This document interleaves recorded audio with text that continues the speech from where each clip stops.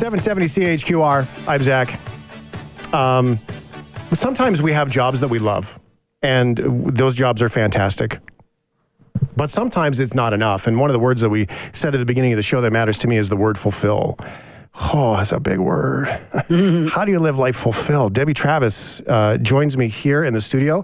Your long list of things you've done it's really cool. And exhausting. It is. You've been busy. And not only that, but even your life. I get tired just reading the history of, born and then moved to Canada and then like all of the things you've done. Like having a nap is probably... Yeah, I time myself out, but sometimes I would like to have a nap. But yeah, I moved to Canada when I married a Canadian, so I moved out here just before I was 30, and then now I'm kind of back in London and Italy. But I guess I'm a bit attention deficit. I like to keep moving. I get bored very easily, and you talk about words. There's actually a great Italian word, because now I live most of the year in Italy, and that's basta. And basta means enough. Enough now. I want to do something different. Something different with my life. Mm-hmm. And that's kind of what this book is about, is people who, you might be a surgeon, and there's a lot of stories in the book, and there's a woman who, on her 50th birthday, she said, right, that's it. I'm giving up medicine. I'm going to be a singer. And she didn't do it overnight, but she worked out how she could do it, how she could lose the salary, and how she could move on to her next chapter. And then there's younger people who just want, no, I've trained to be a dentist, but I'm opening a beach bar in Greece. Yeah. So it's kind of... I think it's a new generational thing, and I think especially the younger people, I think they've seen their parents laid off, they've seen corporations don't care anything about them. They're just like, they're different. They don't care about the mortgage so much. They don't care about the glass ceiling. We're kind of going in another direction, and you know what? So that's their thing. Yeah, that's really what it is. Now, to understand the contrast of, I think, like, courage doesn't happen without fear. So the contrast of Debbie Travis is that Debbie's been an interior designer forever. And kind of, yeah. More on television. Yeah, well, you know what's striking me, really? I got to ask, what's your favorite color? Well, obviously bright pink, because that's the color of the book. Color of the book. Yeah, it's fluorescent. So you've gone from all that, and you and your husband, Hans or Hans? Hans. You guys have production company. You do all the things that TV people do. So you guys have all this stuff and all of this career, and your picture up in stores and all of these things that you've done. Yeah. And then to sit there and go to that moment you're speaking of, because whether or not you recognize Debbie's voice or not, I assure you, you will recognize her, just even if you're not even a fan of those shows. But just there's somebody out there who's not. you will have crossed paths at some point. Well, I've been on your airways for over 20 odd years, so people recognize your voice, they recognize you and stuff. But I got to the stage where we make other people's shows as well. We've had our television company for 25 years, and but you get to the stage, you sit in meetings, and it's like a sense of deja vu. It's like, I've been here before, and I probably have, and I've heard it all before. And I started in television in my 20s in the UK at the BBC, and I was like, maybe it's time for something different. If I don't feel that I'm excited and challenged and inspired, then I'm sure other people are going to be a bit bored of me. So I had this idea, like a little dream. We all have our dreams. What if, of one day, if I could afford it, I'd have a little house in Italy. Mm-hmm. Then I thought, well, I don't want to be an expat and just sit there and drink gin at 11 o'clock in the morning. That'd be nice. Why? Yeah, Why not? What's wrong with that? Wait a second. Stop on this dream. I do that as well. But I also felt so amazing there. The food, the wine, the people. I just loved the way of life. So I thought, well, what if I share it? So I kind of put it out at a speech I was doing in Vancouver, and before I got off the stage, we were full. And the problem was I didn't have a house, so I rented a property, and I did one a year, because I was shooting a series then. I was doing one a year, and then in the meantime, we were renovating a 700-year-old ruin, which was a massive challenge. So I got everything I wished for. And then what happens is, it's like having something new. Like if you buy a new car, you get attracted to that. You see that car everywhere, right? You say, oh, look at it in red. So then I started to be really kind of like a moth to the flame of other people all around the world who'd had next chapters. So not people who'd gone like, oh, I want to make millions in real estate, or I want to be the next, Microsoft, or I want to, these were people who just said, I've been a banker for 25 years. I'd like to market my really good cookies. you know, or, you know, you're lying in Savasana pose in yoga and you're like, I could do this. I could train. I really love this. And I think we're seeing a movement now of people going, you know what? But then you have to say, well, how do you do it? Like you say, fear. So we all have that dream, and then we have that awful negativity on our shoulder going, well, you're not good enough, pretty enough, tall enough, clever enough. And we have to make that leap. So how do you make that leap from that crossroads you're at? And that's what I wanted. Yeah, and that's where the book really starts to share, is that not only recognizing that moment where you realize your clarity kind of comes.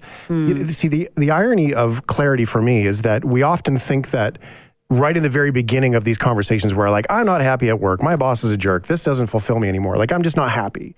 And then you start to realize, and you're like, oh, I'll buy a sports car, and so, or whatever. So you go through this piece, and clarity really doesn't exist. Well, you know what it is? I just got back from India and I met this amazing guru, and he summed it all up so simply. He said, standard of living is not quality of life. And that makes so much sense when you think about it. So you can have the nice car. You're writing that down, aren't you? I'm writing it down. That's his next book. I'll let you write the foreword. Yeah, I'll write the foreword. So, you know, if you really think about that, so we're very lucky in this country. We have stuff, right? You know, most people have a roof over their head. Most people can put food on the table. You might have one car, two cars, but you've got transport. But what is quality of life? It doesn't mean you have to give that up. It's how are you using it? So maybe instead of just Facebooking all your friends, maybe go and meet your friends. You know, so quality is something that is free, but it's how you use, how lucky we are today. And sometimes when you've been in the same job for a long time and you've reached that pinnacle, you're like, I'm not satisfied. It was good for the 20 years, but now I want to do something at this stage in my life. And you do it for different reasons. So you're hitting people like empty nesters who, you know, the purpose was raising their kids and their kids have suddenly gone. You know, not me. I would just wave them goodbye. Change the locks. Other you have 3 boys, by the way, right? Two boys, yeah. Well, 2 and a husband. 2 and you know, and then you've got people who are taking early retirement. And then it's like after a month, they're like, is this it? And you see how we're all going to live until we're in our mid-80s. You know, David Attenborough, I was saying to somebody today, David Attenborough's 94 or 5. He's starting a new television show here about polar bears. You know, it's your vitality and what you do that keeps you going. But fear is a great question, because how do you get over it? Yeah. And you put it in perspective, because fear is a funny thing. It's, you know, fear is having a sick child where you've no control.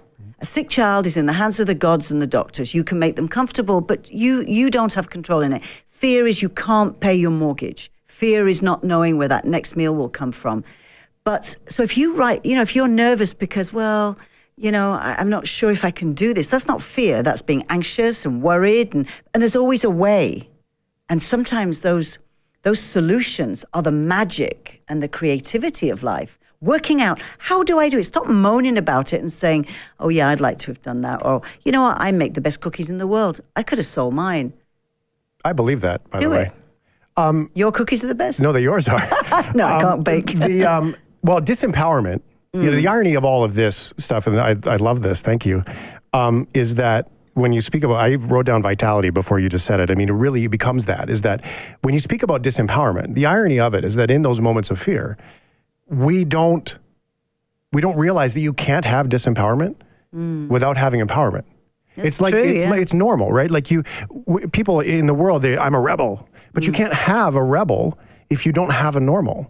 Like the two must coexist. And when we realize in these moments that we actually have the empowerment, because we can't be disempowered if it didn't exist. Exactly. But we have to have control, and we have to say, you know, I'm a great believer in writing stuff down, and people don't write things down today. They put it in their phones and stuff, and then you never go back to it. But write down the list of things that you're scared of. Let's say you've got that little dream that one day I want to turn my family cottage into a B&B.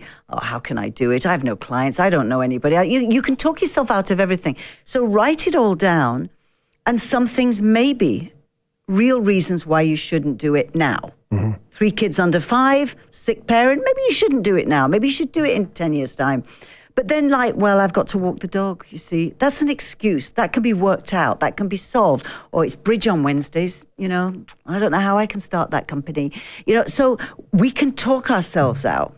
But you don't want to get to the end of your life going, God, I should have done it. Well, yeah, and what that creates for us is that when we have all the reasons in the world, when I say it's a reason, well, you hear it as an excuse. And it goes the other way. Well, it's not an excuse. I got to walk the dog, right? But then somebody else hears it and says, well, you can get help walking the dog. You can walk the dog a different time of day. There's a million different things you could do. We all have an excuse not to go to the gym. Exactly. I mean, there's a billion excuses why, you know, but, you know, it's yours. And sometimes, you know, I suggest in there, I'm kind of it sounds crazy, but I am a believer in vision boards. Not like in The Secret where put a picture of a Ferrari up and I'm going to get a Ferrari. It shows up in the garage tomorrow morning. Yeah, I know. I didn't do the work. You still have to put the work in. So I actually did that. I got a piece of paper where I saw it every day and I put up pictures I ripped out this picture in Morocco of these arches and then a picture of somebody eating lunch under the olive groves and all those things I have today. But I had to make them happen. I had to work towards it. You know, I have arches because, you know, this property I bought, all the stables where the animals were always huge arches, and now that's the living room, you know. So all those things actually came true. And I think if you become conscious of that dream constantly, and the other thing is to surround yourself with support, because I do believe today that we're in a confidence crisis. Today, you know, I left school at 16. People go, oh my God, 16. I'm like, but that's what we all did. We had to get out of those northern villages, get on the bus to London and, you know, work our way, you know, to get some free meals by chatting up some boys in the pub, you know. But I won't tell you what we did for those meals. But, you know, we made it happen. And then you got your first flat and then you did this and, you know, and it was kind of normal. But today we do have excuses. And I think a lot of young people, they have so little confidence because they've got such a big picture to paint of themselves. You know, with social media and stuff, I wouldn't be 14 or 15 again now. So they doubt themselves much more than they did 20, 30 years ago. I'm sure about it. So how do you get over that? You get over that with support. And I love to say, especially for women, you might like this one, but I like to say women are their own wonder bras. So they're kind of uplifting, supportive, and they're for each other. So women have to slap each other on the back. I want to hear more about bras. I want to hear you're the best. I want to hear more about those things, like the inaction, like the what women can do for themselves and for each other, what men can do for themselves and each other. The book is The Next Chapter, Design Your Next Chapter. It's Debbie Travis. And if you, just so we don't lose you, tomorrow at Chinook 2 to 3, Debbie will be there at the chapters for everybody. But we're going to come back and more. And I want to hear more of these solutions that you put into play into this, because we can sit and talk, you know, about all the things that are going on. But until we start to learn, like vision boards and how important those are, I always say that good speakers and good transformational people always teach you to write it down and get a vision board going. That's a fundamental piece, I think, of all that. I've learned that from my best friend, and I really I want to hear more about that. Okay, Debbie Travis. I'm Zach in for Rob Breckenridge, 770 CHQR.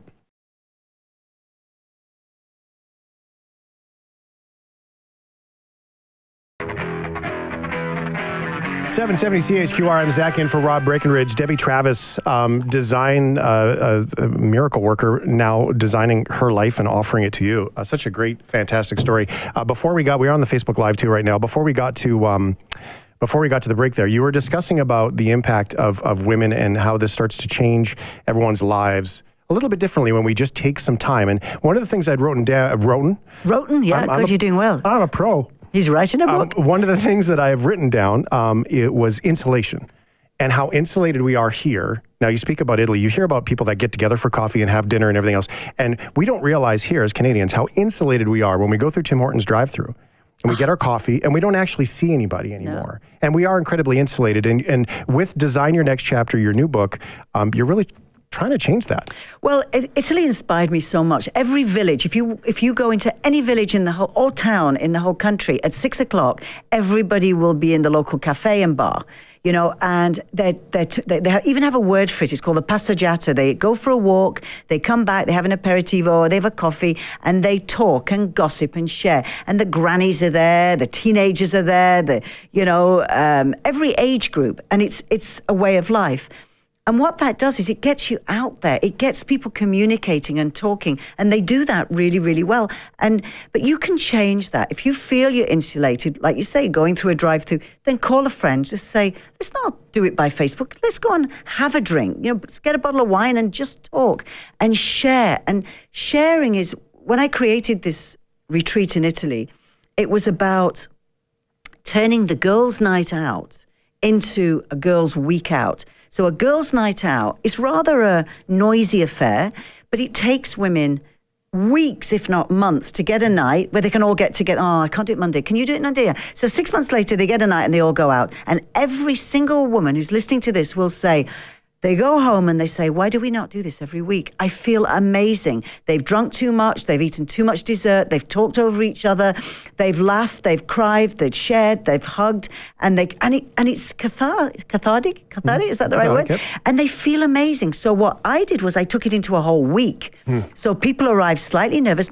Often they've never been to Europe before. Strangers. They're strangers, which is a good thing. And they turn within 48 hours into 14-year-old little girls, and they just have a riot. They just share, non-judgmental, and they have a good time. People say, why don't you do it for men?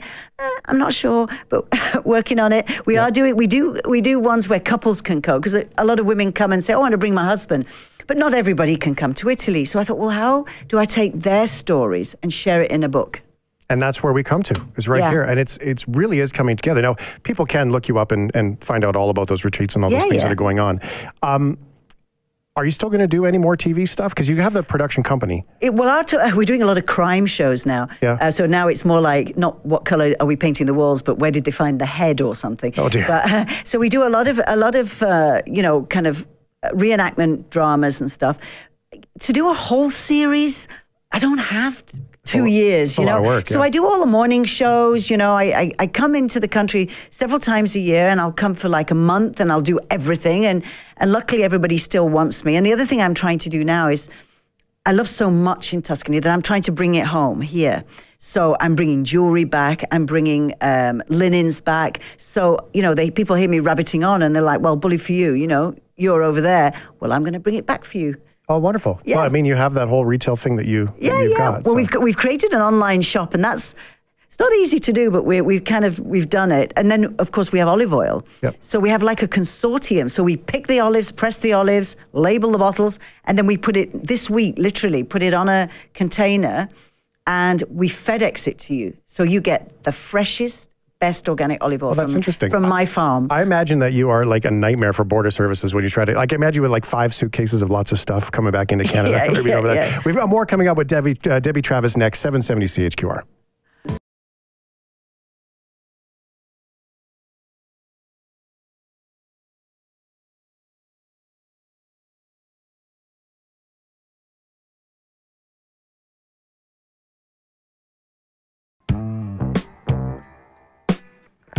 .770 CHQR. Debbie Travis is here. You are going to stick around the city for at least another day. Hey? Yeah, I'm going to go and meet everybody tomorrow. Yeah, tomorrow, if you want to learn more about this entire conversation about how to take your old life, how to create a new life, and just some ideas and some experiences from Debbie Travis, down at Chapters in Chinook from 2 to 3 tomorrow. Debbie will be there. It's a bright pink book. You can't miss it. You can't miss it. And it's orange inside and turquoise. I like all the. It's really great. Yeah. Well, the idea is it's a workbook, so you can actually write in it. Because I think some people are very nervous about actually scribbling in a book, but there's lots of questions. Like circles to loop.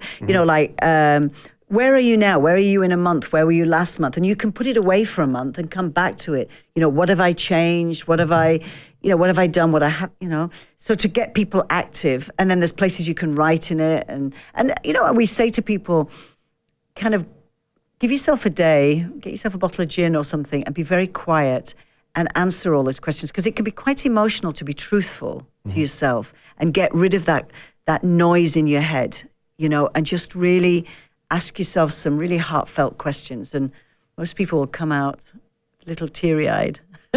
Thank you for the book. Thank you. Design your next chapter. It's Debbie Travis. I'm Zach in for Rob Breckenridge, 770 CHQR.